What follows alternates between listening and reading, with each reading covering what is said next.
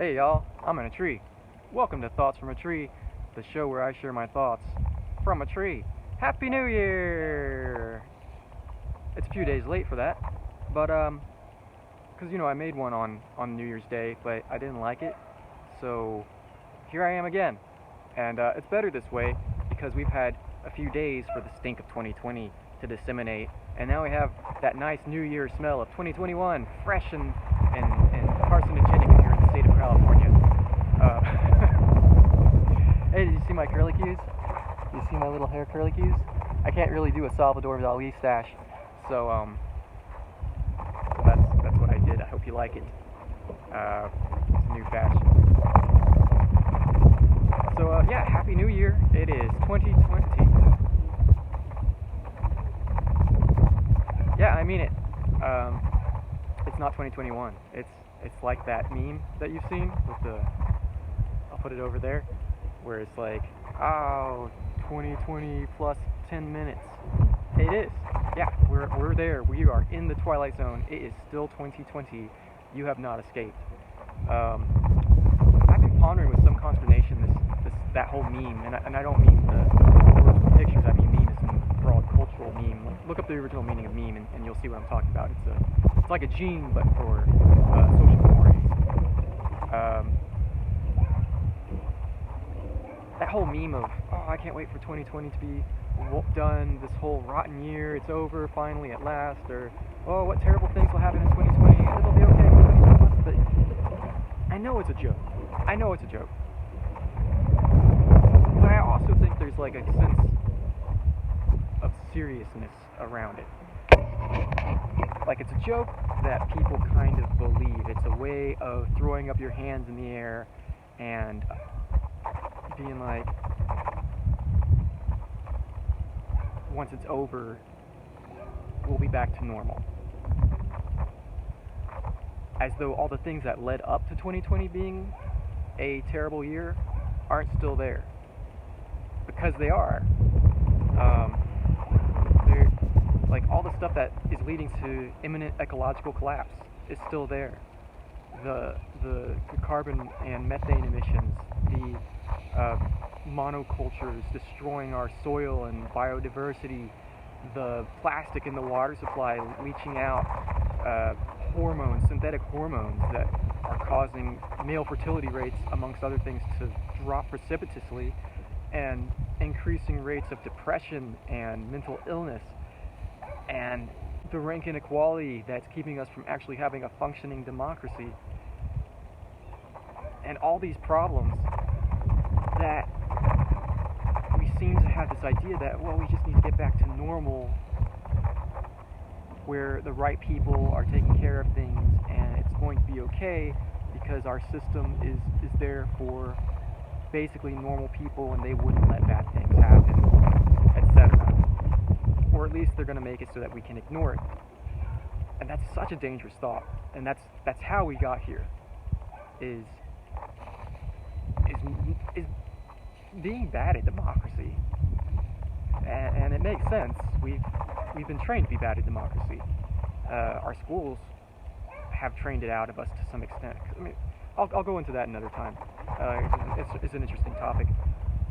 But I don't know, most people, I feel like the baby boomers were good at affecting change. It's been mostly negative change, but they're good at it, and they're pretty good at wielding power and maintaining it. And the crazies are good at it too. Like all those like super far out there militias, and like they don't know their limitations, and that makes them really strong. And they don't think too much, and that makes them really strong.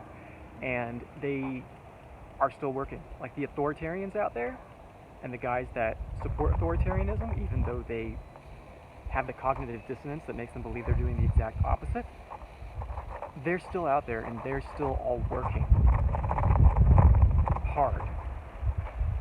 And those of us who are just like, oh, I can't wait for 2020 to be over, aren't, because we think they'll go away because they're nonsensical. But they're not going away. None of our problems are going away unless we do something about it. And it's so hard to know what to do. And we try to just make differences in our personal lives and in our family and recycle and, drive smart cars or something. And none of that's enough. We've got to organize. So that's your New Year's resolution, man. I made it for you. Go join something. Go join something like that'll actually make a difference. That'll actually that can actually wield power, and preferably something that you can wield power within. So you don't just feel like, oh, I'm serving homeless people, which is good. Do that too, absolutely.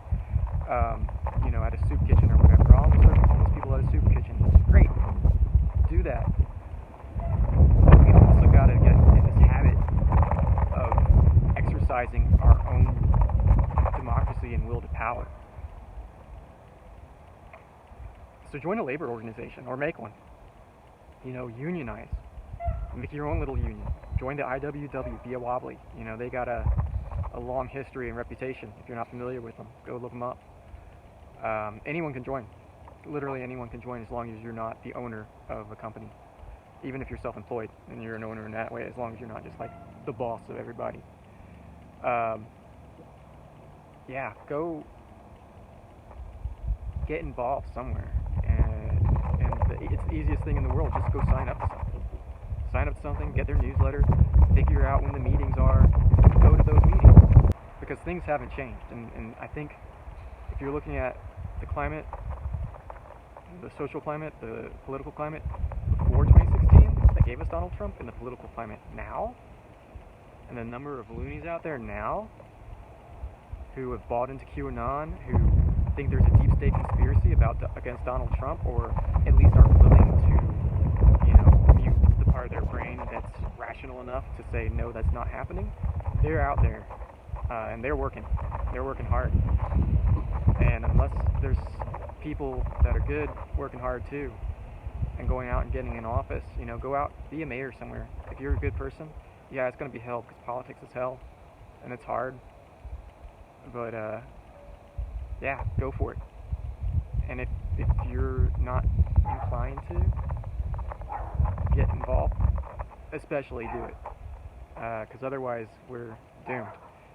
Not in a good way with Dr. Doom, because he is a good authoritarian leader. Love Dr. Doom. Anyway, them's my thoughts from a tree. Like, subscribe, or whatever, if you want, so I can be internet famous. Until next time,